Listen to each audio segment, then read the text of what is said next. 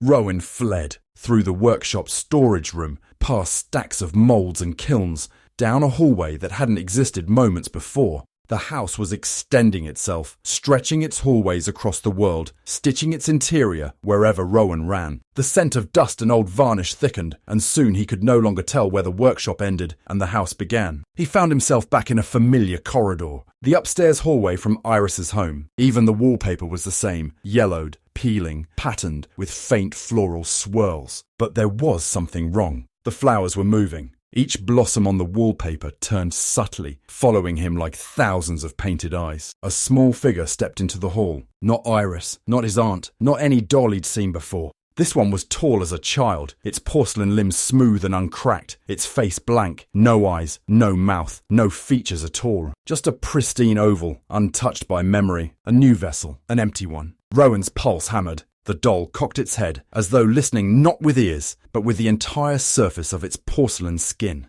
Then it lifted a hand and pointed directly at him, though it had no eyes to see with. Behind Rowan, footsteps echoed, slow, measured, deliberate. His aunt's voice drifted closer, melodic and patient. "You must understand, my dear boy, every house needs a foundation, every family needs a legacy, and every legacy needs a successor." The blank-faced doll stepped closer. Porcelain fingers opened like petals. Rowan backed away, only to feel the wallpaper peel itself free, brushing against his arms like grasping hands. The flowers opened into delicate mouths, whispering fragments of voices. "Join us! We remember you! You forgot us first! Let us borrow your face!" His aunt's silhouette loomed at the end of the hall, the dolls gathering around her feet like obedient children. She lifted her hands, and the hall's mirrors erupted to life, flickering, swirling, forming images Rowan couldn't bear to look at. Moments he'd forgotten, memories stolen, faces shifted, people rearranged like pieces of broken porcelain. The house was trying to rebuild the past, trying to rebuild him. The blank doll reached for his wrist. Something in its touch seared.